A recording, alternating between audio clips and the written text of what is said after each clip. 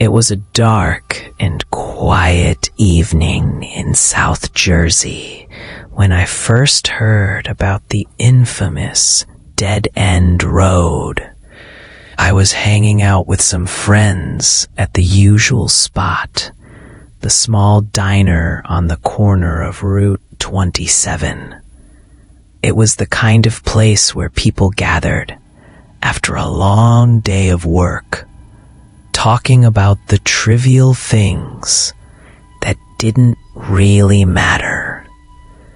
We weren't doing anything special, just passing the time, sipping on coffee and eating fries while the world outside felt like it was standing still. The flickering fluorescent lights above us buzzed quietly as the conversation flowed. Then Jake, the kind of guy who always had a story to tell, casually brought up a topic that made everyone pause.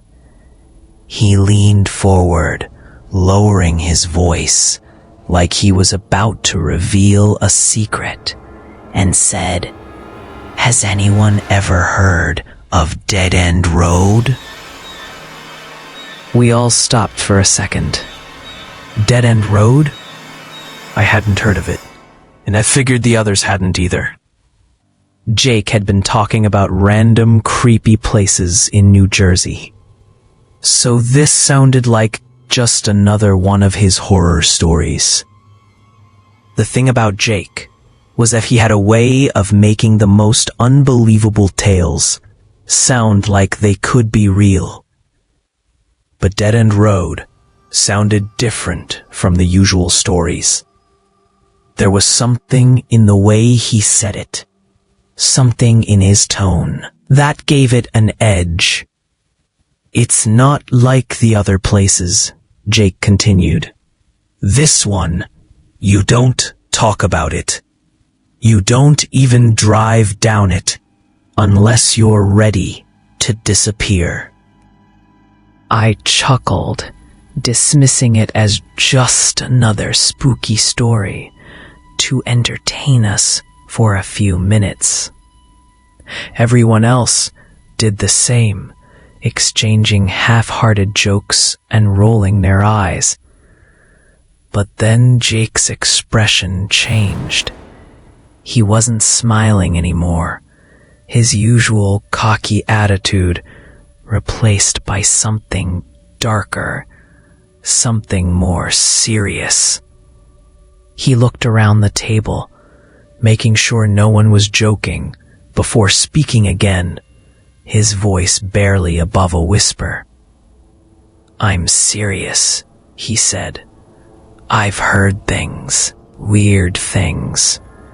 People have vanished, cars found empty, blood on the seats.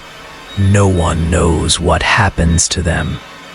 Some say the road, it takes you. And if you're unlucky, it never lets you go."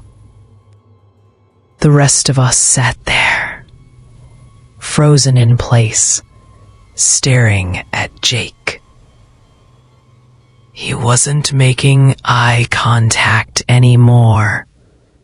His gaze was fixed on something far away, his fingers nervously tapping on the table. A cold chill suddenly filled the air, and I felt it. The unease, the tension. It wasn't like Jake to be this serious, and that was enough to make me feel like maybe he wasn't just trying to entertain us. Maybe he was trying to warn us. "You've heard the screams, haven't you?" Jake muttered, barely audible now. "Late at night, people say they hear someone calling for help, but when they go looking, No one's ever there. The lights, they flicker in the distance, but no one knows why. Some people say the road is cursed. Others say it's haunted by something far worse than any ghost. I wanted to brush it off. I really did. But there was something about the way Jake spoke, the tension in the room, that made me feel like there was more to this than just a creepy story. He had never been the type to get caught up in anything supernatural or spooky. Jake was always the skeptic, the one who would roll his eyes at ghost stories and laugh at people who believed in things like curses or haunted places. So why was he acting like this now? I don't know, man, I said, trying to lighten the mood. Sounds like something out of a movie. You really believe that stuff? Jake finally looked up at me, his face pale, his eyes wide with a mix of fear and something else I couldn't quite place. I didn't believe it either. Not until I heard it for myself. I wasn't sure if he was joking or if he was serious, but at that moment, I felt a shiver run down my spine. I forced a laugh, trying to ease the tension, but it didn't work. Jake wasn't laughing. None of us were. So, where is this dead-end road? Someone asked. I think it was Mark, but by now, I wasn't paying much attention to who was speaking. My mind was still on what Jake had said. Was he just trying to freak us out? Or was there something real behind this? Jake took a deep breath, then muttered the name of a town I'd never heard of before. Berrymount. It was about an hour away from where we were sitting, deep in the woods of South Jersey. He said it was a small, forgotten place.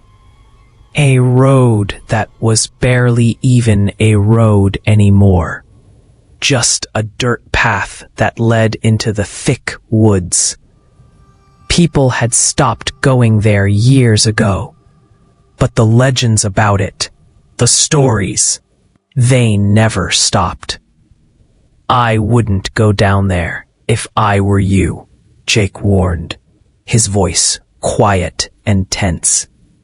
Trust me, there's something about that place. It's not just the creepy lights or the screams. It's the feeling you get when you're there.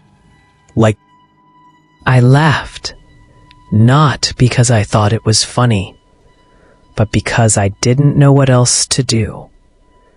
Sounds like something straight out of an old urban legend.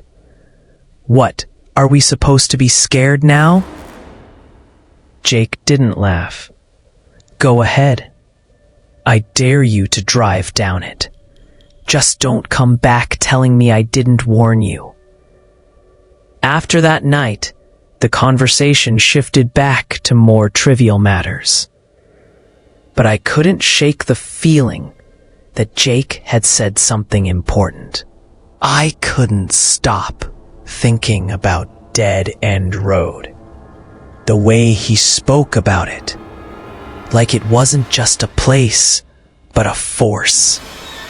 A thing with power over the people who dared to visit. I brushed it off at first, convinced that it was just another creepy story, another ghost tale to add to the list of urban legends.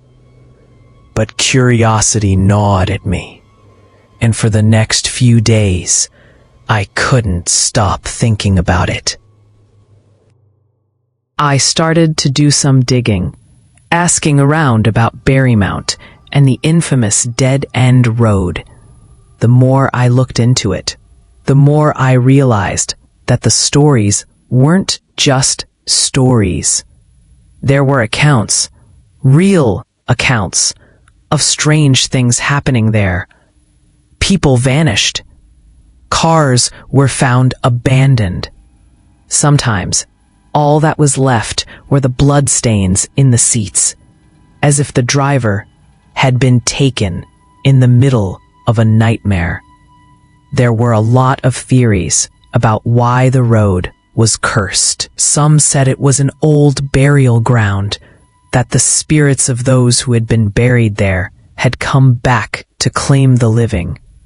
Others said it was the work of a madman, someone who had once lived in the woods and preyed on anyone who dared to come near. But the more I read, the more I realize that there was something even darker at play. The road wasn't just haunted, it was cursed, and no one who went there seemed to make it out the same. The stories were endless, accounts of people hearing voices, seeing strange lights, and witnessing things that no one could explain. There were even rumors of people losing their minds after spending too much time near the road. I didn't know if I believed all of it, but my curiosity was starting to get the better of me. Maybe I'll drive down there one night, I thought. It was a ridiculous idea. I knew that. But the more I thought about it, the more it felt like I had to go. The road called to me in a way that I couldn't ignore, and something deep inside me wondered if maybe there was something real behind all the stories. Little did I know that one night would change everything.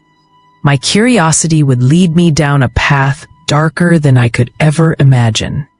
And I would soon discover that Dead End Road was more than just a place. It was a nightmare waiting to swallow anyone foolish enough to venture onto its cursed path.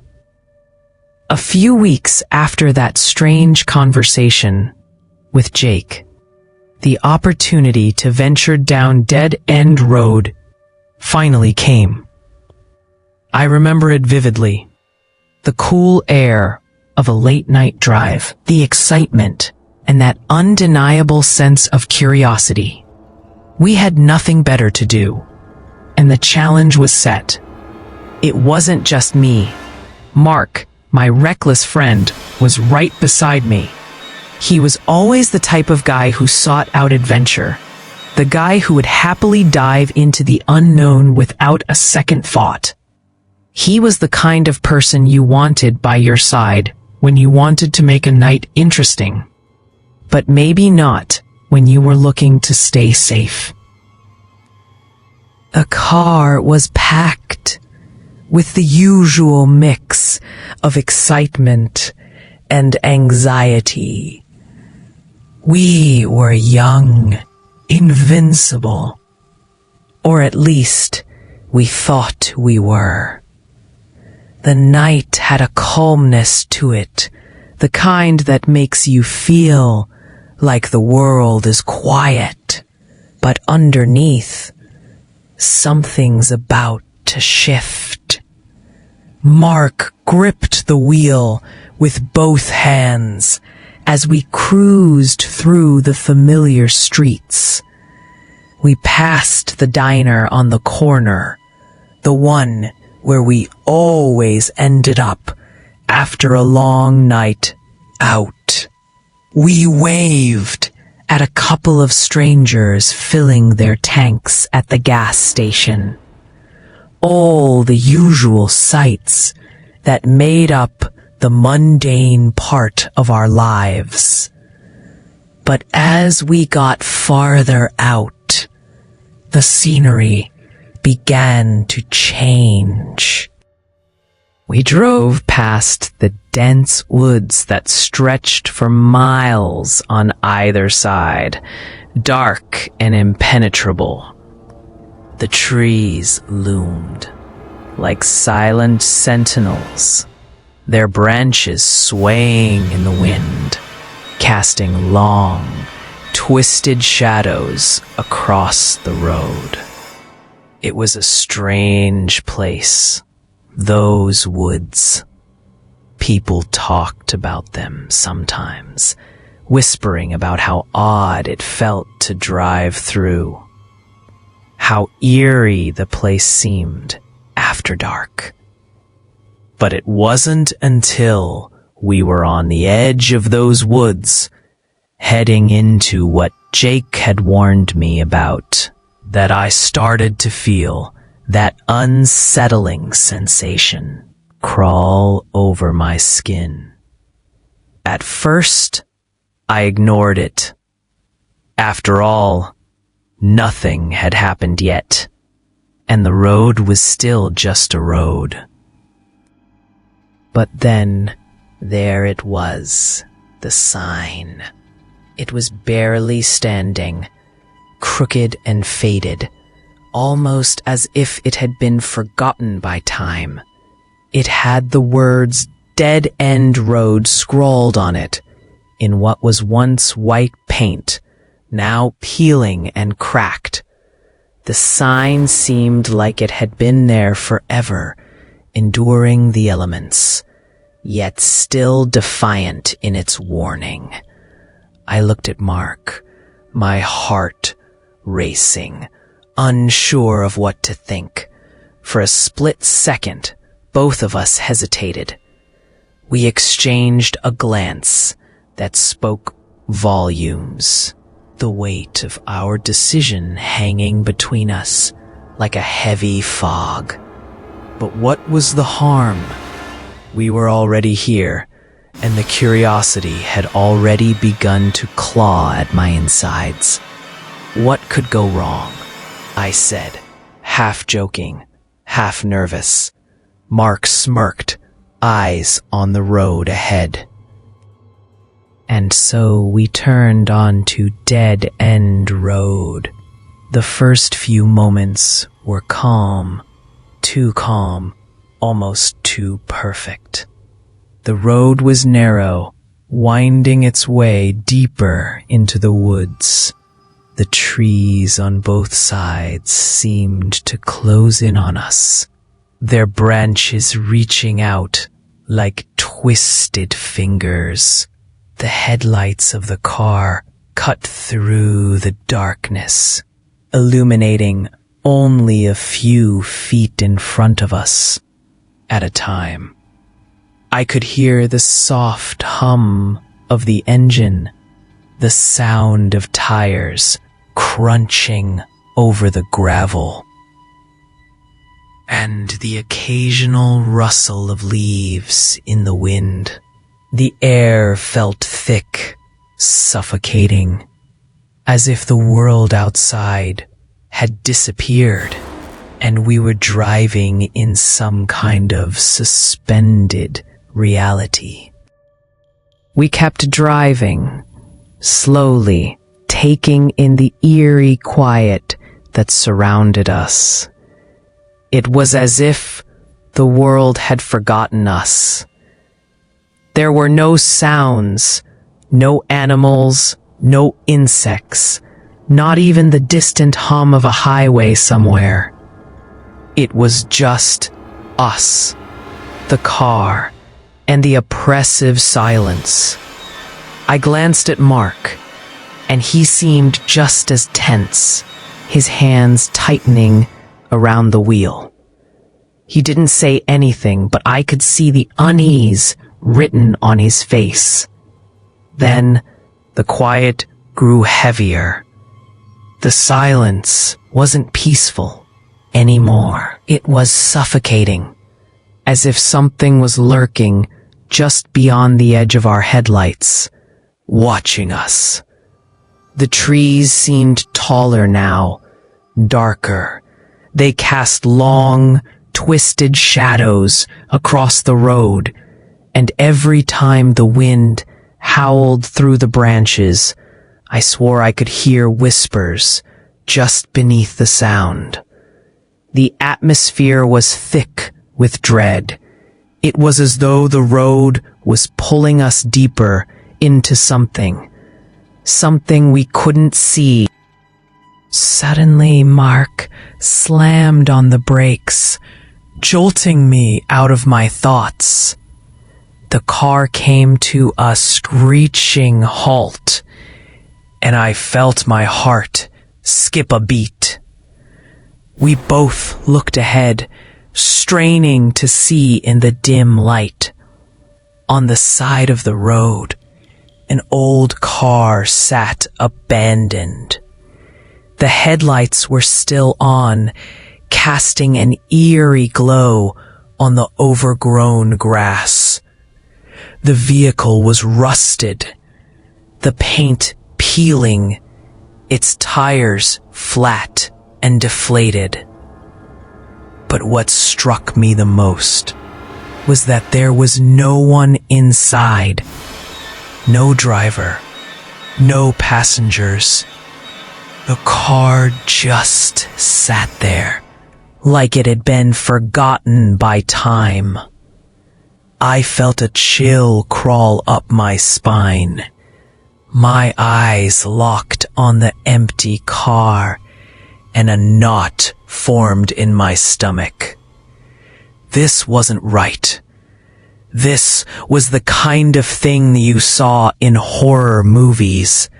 The kind of thing that made you wonder why you ever got out of. Mark and I didn't speak at first. We both stared at the car, trying to make sense of what we were seeing. There was a sense of wrongness about it. Something that made my pulse quicken and my breath catch in my throat. The headlights of the old car illuminated the surrounding area, casting long shadows across the road. But there was no sign of the driver. No footprints in the dirt. It was like the car had just appeared there, out of nowhere, sitting in the middle of the road like a strange warning. Then a screech echoed through the woods. It was distant at first, but as it grew louder, I realized it wasn't just a screech.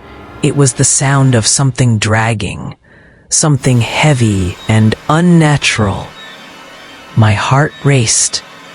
My eyes darted around, searching for the source of the noise, but the trees were too thick.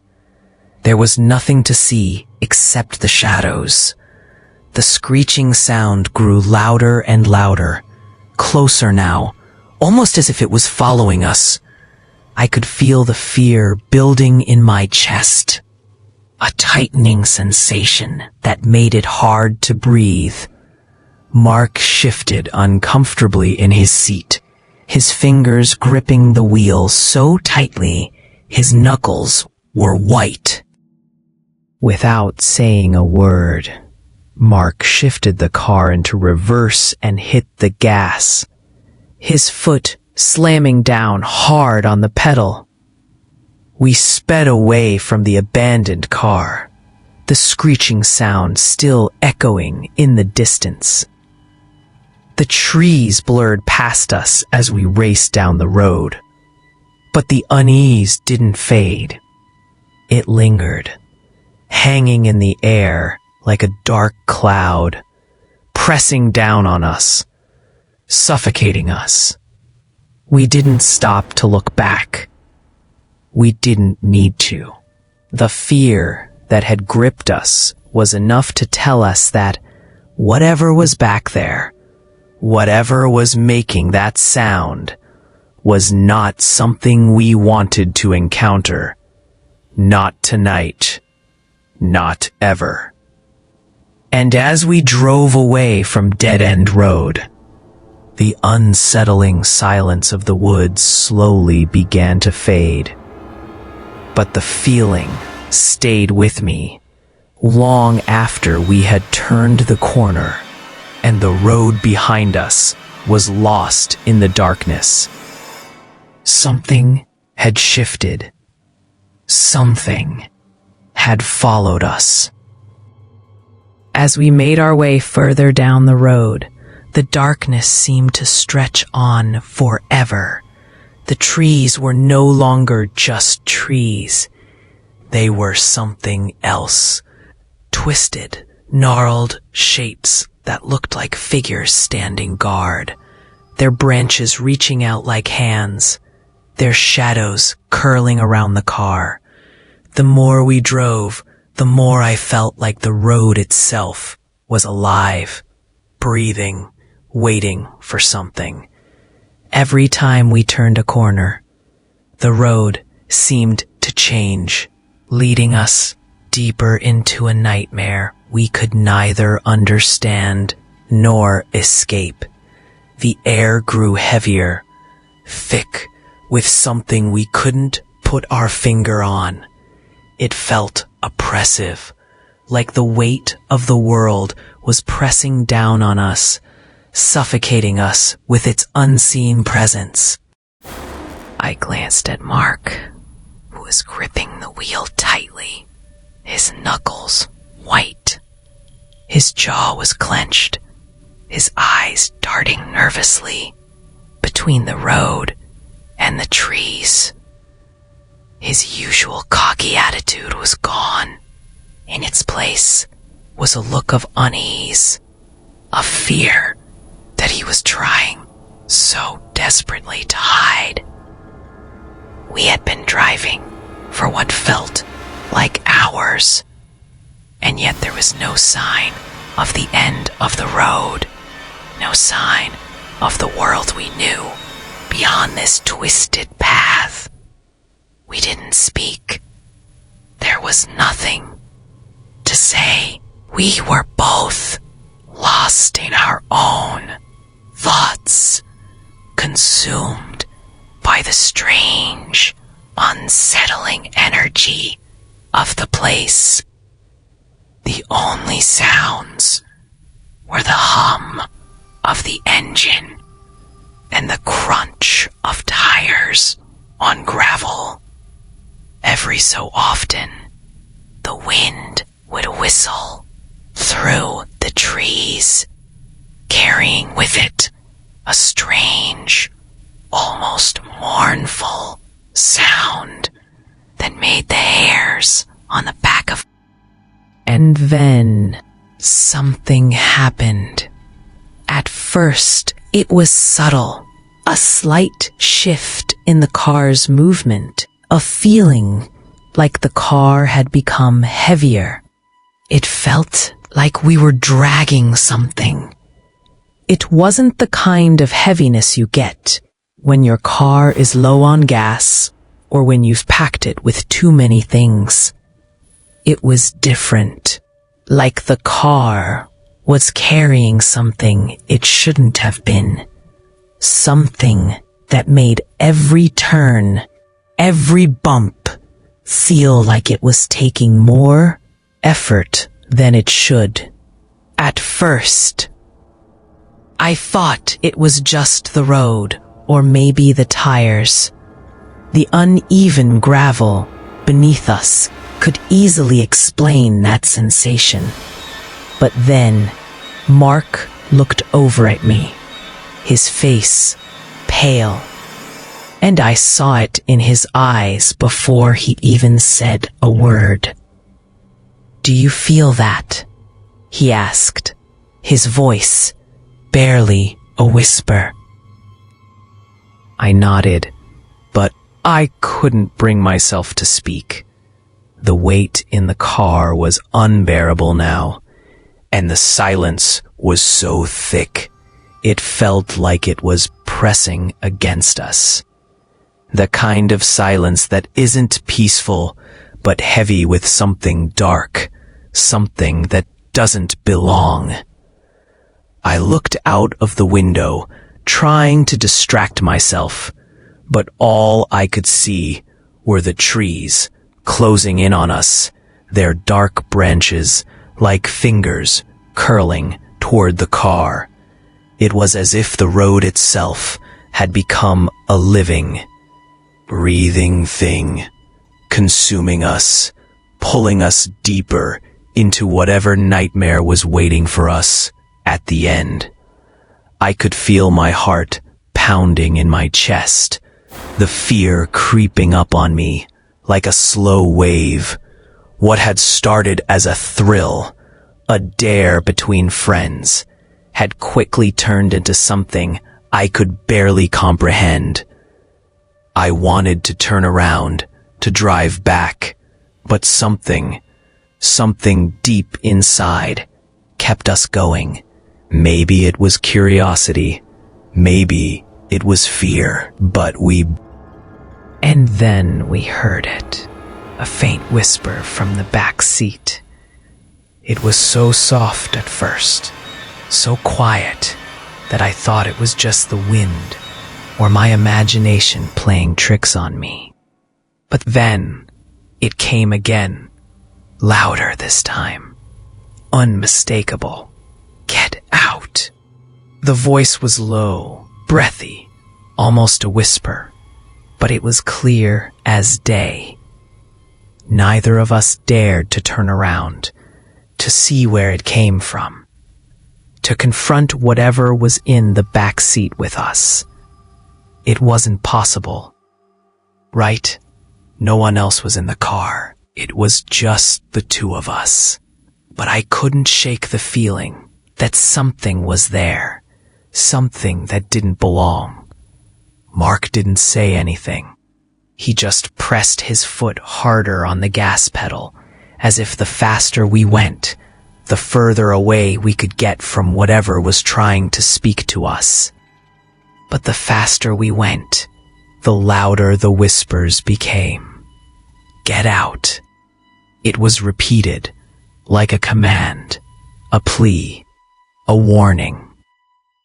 I could feel the pressure building in the car, in the air around us. It was suffocating. The air itself seemed thick, heavy, like it was pressing against my chest, making it hard to breathe. I could feel my heart racing, my breath shallow and quick. The car seemed to get hotter, despite the cool night air outside. My skin felt tight, like it was crawling with something I couldn't see, couldn't understand. I wanted to scream, to open the door and run, but my body wouldn't obey. The fear had paralyzed me. Mark looked at me briefly, his eyes wide with panic, but he didn't slow down. He kept driving, faster and faster, as if that would make it all go away. But the faster we went, the louder the whispers became. Get out, they hissed. The voice was no longer just a whisper. It was a command, a desperate cry. And yet, the back seat remained empty. I didn't know what to do. I was trapped. We both were. It was like we were in the middle of some dark dream, where every move we made only pulled us deeper into the nightmare. I tried to focus on anything else, anything that could break the hold this place had on us. But it was impossible. The road was twisting now, curving in unnatural ways, leading us deeper into the woods, farther from the world we knew. That's when I noticed it. a small, smeared handprint on the window. It was on the passenger side, right where I had been sitting when we first got into the car. I stared at it, my breath catching in my throat. It hadn't been there before. I was sure of it. When we had first gotten into the car, the windows had been clean. But now, right there on the glass, was a small handprint, pressed against it, as if someone had been sitting beside me, their palm flat against the window, leaving behind a cold, smudged mark. I froze. My eyes locked on the handprint. It was small, like a child's hand, but the smear was dark, almost as if something wet had pressed against the glass. My heart skipped a beat. "Mark," I said, my voice shaking. "Mark, look at the window." Mark didn't respond immediately, but when he turned his head, his face drained of color. He saw it too. The handprint. It was as if something or someone had been in the car with us, a presence we couldn't see, but could feel. It wasn't just the weight in the car, the whispers, the pressure. It was this unmistakable proof that we weren't alone. The air grew colder, the whispers louder, and the handprint on the window seemed to grow, spreading out as if the person, or whatever it was pressing harder against the glass. This time, it wasn't a whisper. It was a command, sharp and clear, like the voice was right behind us, right in the back seat, whispering in our ears. We didn't need to hear it again. Without a word, Mark slammed his foot on the gas, and the car shot forward, speeding down the road. But no matter how fast we went, no matter how much distance we put between ourselves and the road, the presence remained. It followed us. It was still there, and I knew in my gut that we had just entered a place that we would never leave, at least not unchanged. We turned around quickly, the urgency in our movements almost as frantic as our thoughts. The road behind us seemed to stretch out, a long, winding path disappearing into the darkness. We had to leave. Whatever was back there, whatever had been chasing us, was not something we wanted to face. But when we reached the end of Dead End Road, something had changed. It wasn't the same place we had entered. The night felt different, heavier, as if the very air had been altered by our presence. The streetlights, which we had barely noticed before, flickered on and off erratically, casting strange, unsettling shadows that stretched across the road like dark fingers clawing at the ground. It was as if the road itself was alive, its pulse synchronized with ours, feeding off our fear. I glanced at Mark, who was still gripping the wheel with white knuckles, his eyes darting nervously between the road and the trees. We had driven down this same stretch only moments ago, and yet now it felt like we had been here for hours, trapped in some kind of twisted version of reality. The road seemed endless, looping back on itself, like it was trapping us in a cycle we couldn't escape. No matter how many turns we took, no matter which direction we went, it felt like we were still in the same place, trapped on dead-end road, just as Jake had warned. I pressed my foot down on the gas pedal, hoping to break free, to outrun whatever was following us. But the road didn't end.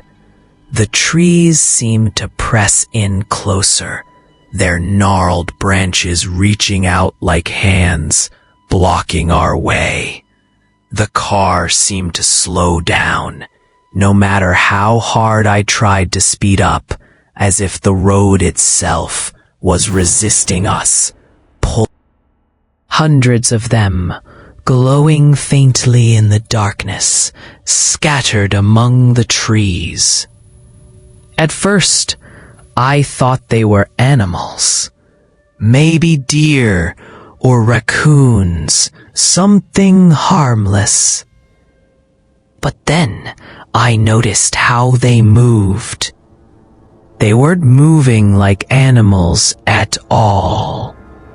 They were still watching us, waiting.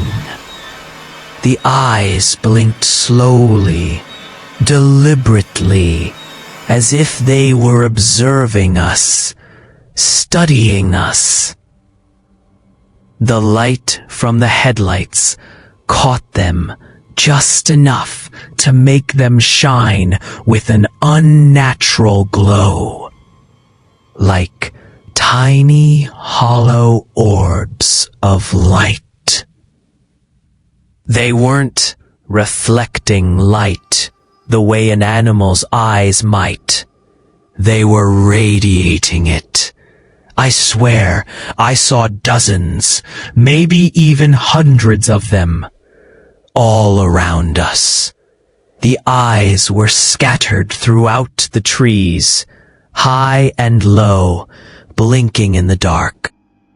At first, I didn't say anything.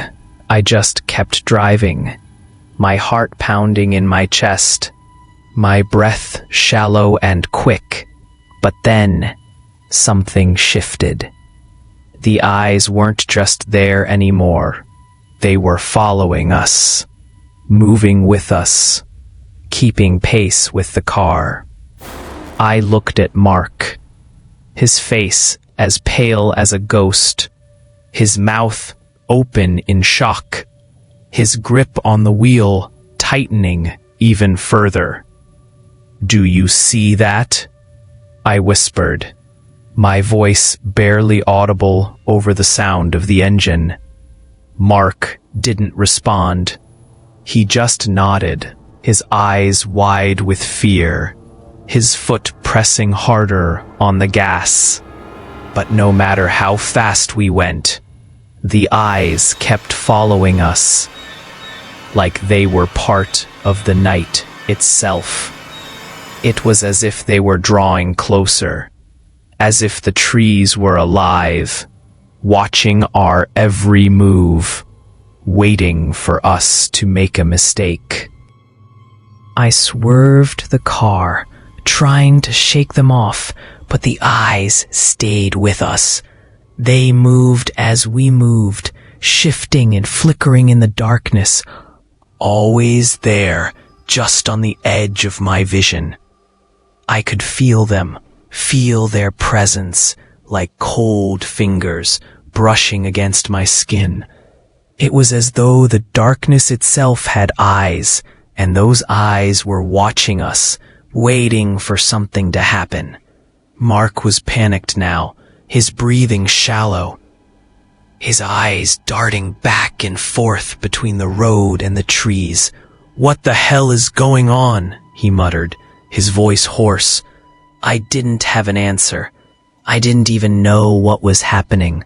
All I knew was that we couldn't keep going like this. The car was being suffocated by the night, by the eyes, by whatever was out there in the trees, watching, waiting. I slammed my foot on the brake, but the car didn't stop.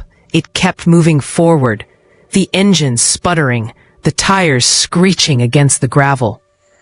Panic surged through me as I realized that the car wasn't responding to me anymore. It was no longer under our control. The night was swallowing us whole, and there was nothing we could do to stop it. Suddenly, the car jolted to a halt. The engine sputtered, coughed, and died. The headlights flickered once more before going out entirely, leaving us in complete darkness. The world around us became utterly silent. The air, which had felt so thick and oppressive just moments ago, now seemed to be holding its breath. It was as if everything had stopped. There were no sounds, no crickets, no wind, nothing. Just the suffocating silence that filled the space between us and the eyes. I couldn't see anything. My heart was racing, and the only sound I could hear was the blood pounding in my ears. I fumbled for the keys, desperate to get the car started again, but the engine refused to turn over. Panic started to rise in my chest. What was happening? Why couldn't I get the car moving? Why couldn't I get away from this place? And then I heard it. A voice.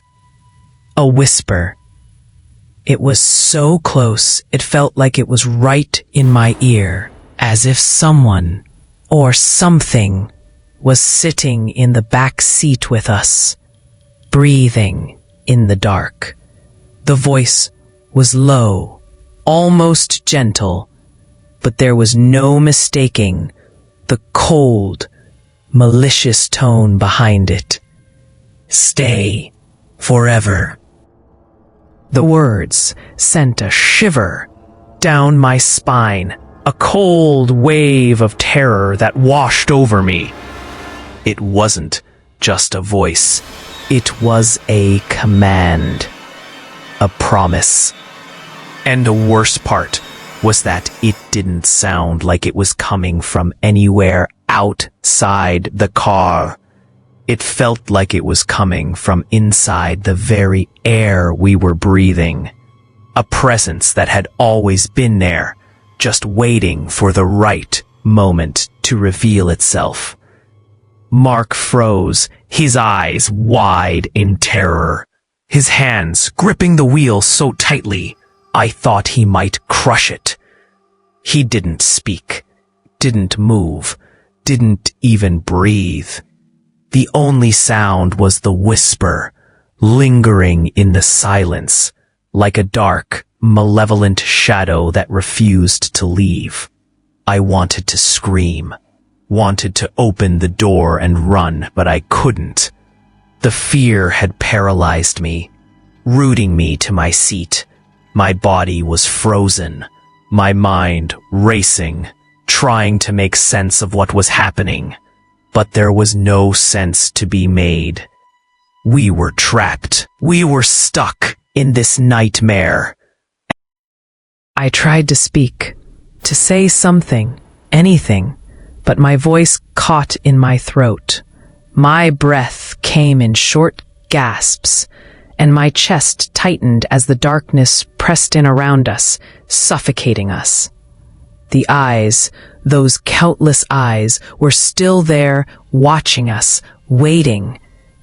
They hadn't gone away. They were never gone. They were always there, and I knew, deep down, that we would never escape this place. I looked at Mark, but he was no longer looking at me. His eyes were fixed on something in the darkness, something just beyond the reach of the headlights. I followed his gaze, but there was nothing there. Nothing but the trees, the shadows, and the whisper. that seemed to echo in the silence. We were not alone, and whatever had been watching us was closing in, waiting for the right moment to claim us, to make us stay forever. The air inside the car was thick with the weight of our fear. The darkness outside seemed to swallow us whole, leaving us with nothing but the oppressive silence that had turned into something more, something unbearable. When the headlights finally flickered back on, I thought for a moment that we were free, that somehow the nightmare was over.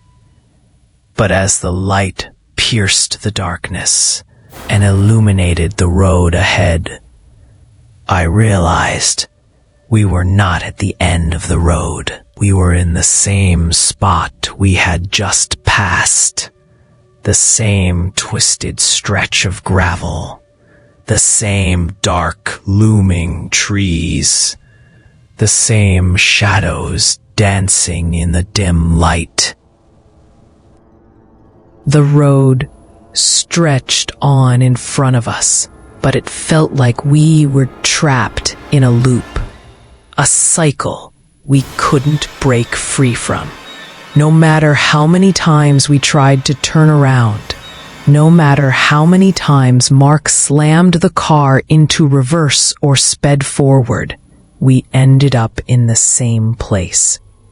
Over and over, as if we were caught in some twisted version of reality, where the road itself decided where we went. My heart pounded in my chest, and I felt a cold sweat break out across my skin. Something was terribly wrong. We should have been miles away by now, but instead, it felt like the road had taken on a life of its own, sucking us in, punishing us for our curiosity. It was as if the road was aware of us, angry at our intrusion.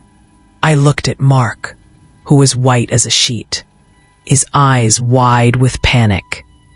This isn't real, I whispered, barely able to keep my voice steady. We're stuck. Mark didn't answer. He just kept his hands tightly clenched around the steering wheel, his knuckles turning white. He kept pressing on the gas pedal, his foot trembling, but the car didn't move any faster. It was as if the road was holding us there, binding us in place with invisible chains. The sound of the engine sputtered, as though it too was afraid of what was happening. The trees that lined the road began to sway violently. At first, I thought it was just the wind, but there was no breeze. The movement was unnatural, almost as if something unseen was stirring among them, something powerful, something that didn't belong in the world we knew. The leaves rustled with a harsh, unnatural sound, and I felt a cold shiver run down my spine. My eyes darted to the sides of the road, searching for any sign of movement. But all I could see were the shadows, deep and impenetrable. It was like we were in the middle of a vast, empty forest. But everything around us was alive, with a malevolent force that watched us, judged us, waiting for us to make a mistake. The whispers started again, soft at first, like a distant murmur, barely perceptible. I thought it was just the wind at first, but then the whispers grew louder, clearer. They weren't coming from anywhere specific, just echoing through the car, surrounding us with their soft, chilling tones. They felt cold, like icy fingers trailing along my skin, sending waves of dread coursing through me. But the whispers weren't soft anymore. They were filled with anger, filled with rage. It was as if the road itself was mad at us, punishing us for disturbing its slumber, for daring to drive down it. I could hear words now, faint but unmistakable. Go back. Go back, the whispers hissed, their voices full of malice. You're not welcome. You never will be. The words slithered into my mind, clinging to me like a dark cloud. I looked at Mark again. His face was pale, his eyes wild with fear.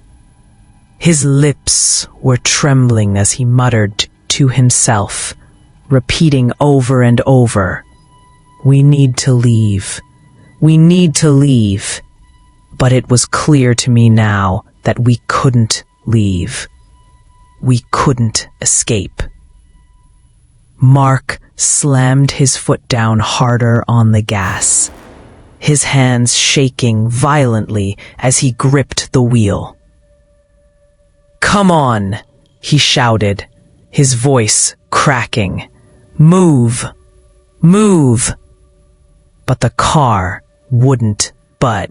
It was like we were pushing against a wall of nothingness, a force stronger than anything we could fight. No matter how many times he tried to turn the ignition, no matter how many times he desperately twisted the key, the car refused to start. The engine sputtered and died every time, leaving us in complete silence, except for the frantic sound of Mark's breathing. I felt my stomach drop as the reality of our situation hit me like a punch to the gut. The car was dead. We were stranded, and whatever was out there in the trees, whatever was making those whispers, was getting closer. The whispers turned into something else, something worse. They morphed into screams, high-pitched, blood-curdling screams that seemed to come from all around us. Screams of pain, screams of agony, screams of people who had been lost, people who had vanished down this cursed road and never returned. I could hear the voices of the lost souls, crying out for help, begging to be saved, but we couldn't save them. We couldn't even save ourselves. The air inside the car thickened, suffocating us. It felt like the space around us was shrinking, closing in on us. I could barely breathe, the air so thick with fear and the oppressive weight of something we couldn't see. The walls of the car seemed to press in on us, the temperature dropping rapidly. I could see my breath now, misting in the air in front of me, despite the warmth of the car's engine being shut off. The screams grew louder, more frantic. It felt like they were right in my ear, like someone was shouting directly into my skull. The voices were a cacophony, a whirlwind of agony and fear. "Help us," they cried. "Please help us." I squeezed my eyes shut, covering my ears, but the screams wouldn't stop. They filled the space around us, drowning out everything else, until it felt like we were suffocating under the weight of their desperation. I turned to Mark, and I saw the terror in his eyes. His face was drenched in sweat, his hands trembling uncontrollably as he continued to try to start the car. "Please, please," he whispered to himself. "We need to get out of here. We need to go." But there was no going. There was no escape. The darkness outside seemed to close in tighter, the trees pressing in on us, the eyes still watching from the shadows. The road itself felt alive, alive with something ancient, something that had been waiting for us, waiting for anyone who dared to venture down this path.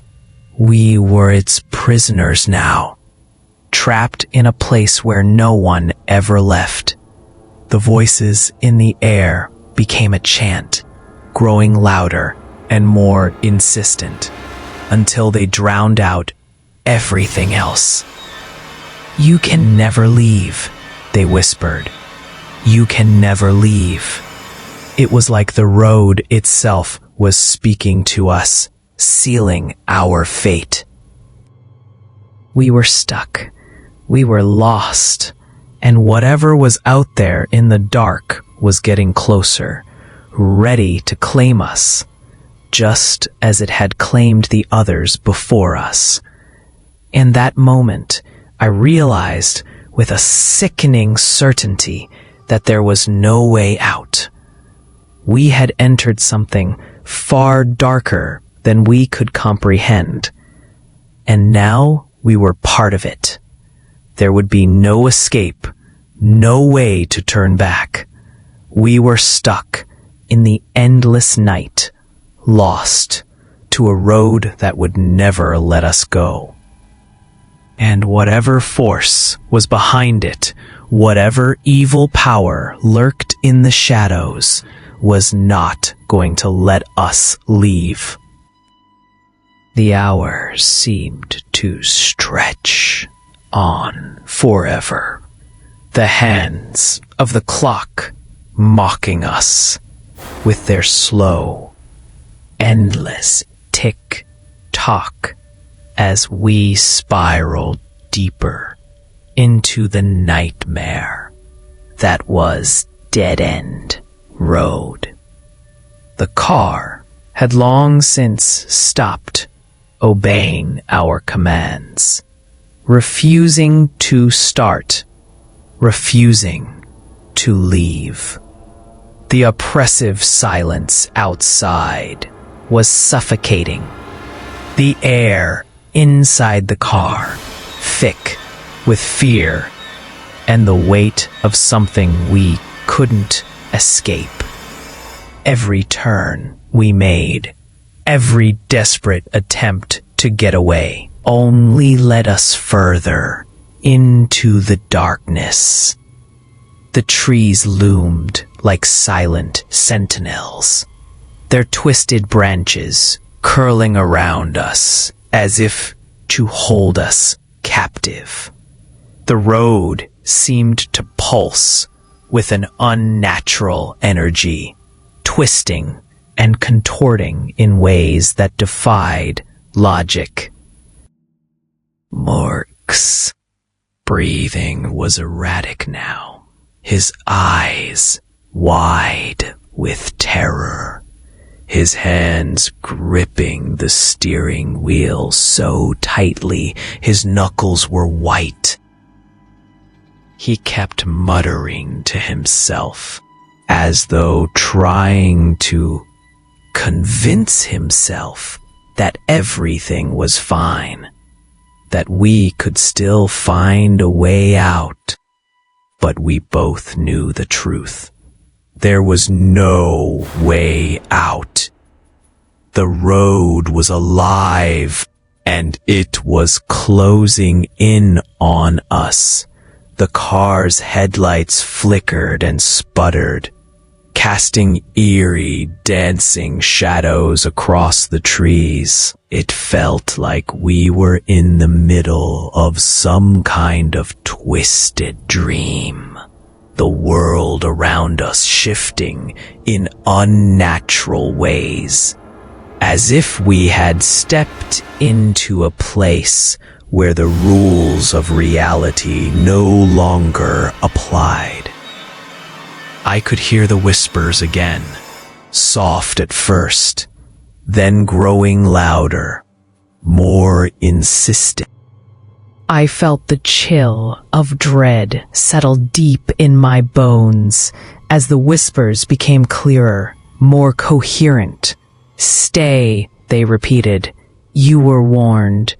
The words were cold, cruel, and they echoed in my mind like a drum beat.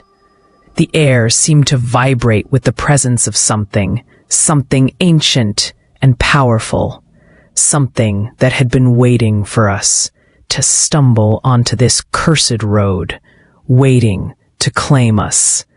We didn't know how much longer we could take it. The horror was relentless, unyielding, wearing us down, piece by piece. Mark's face was ashen, his eyes glazed over, as though he was no longer fully present. His grip on the wheel slackened, and his body trembled, unable to contain the fear that had overtaken him. I felt it too, the pull of the road, the suffocating weight of it pressing in on me, drawing me deeper into its grip. There was no escape, not anymore. Then, just as we thought it couldn't get worse, we saw them. Figures, tall, pale, and twisted. They stood at the edge of the trees, barely visible in the dim light. Their bodies elongated and gaunt, their faces contorted in agony. They were the ones who had never left, the ones who had tried to escape but failed, the ones who had been consumed by the road and left to wander forever. I could see their eyes, hollow and empty, their gazes fixed on us with a strange, malevolent intensity. One of them stepped forward, its movements jerky and unnatural. It had the look of someone who had been torn apart, both physically and mentally. Its face a mask of pain and suffering. Its eyes glowed with an unnatural light, cold and unblinking, as it moved closer to the car. The air around us grew colder. "You were warned," the figure whispered, its voice rasping, like the sound of dry leaves scraping across the ground. The words hung in the air like a curse, and in that moment, I understood. I understood everything. There was no way out. We weren't just lost on this road. We were part of it now. We had crossed a line, stepped into a place where the living and the dead collided, and we were never going to leave. We were just like them, lost forever, consumed by the road's endless hunger. The figure's hand reached out, its fingers elongated and clawed, as if it were trying to touch the car, trying to reach inside. The cold radiated from it, the air around us thickening with an overwhelming sense of despair. I felt my chest tighten, my breath coming in short gasps, my heart hammering against my ribs. Mark let out a strangled cry, his voice breaking as he pressed his foot to the gas pedal once more, desperate to escape. But it was no use. The car remained motionless, as if it too had given up, resigned to the fact that we were stuck. The figure moved closer, its eyes never leaving ours, its twisted face contorted in a silent scream. I could hear the sound of its breath, ragged, labored, coming from somewhere deep within. I looked at Mark, my vision blurring with tears, my mind spinning with the realization of what was happening. It was too late. We were trapped. The road had claimed us, and there was no escaping.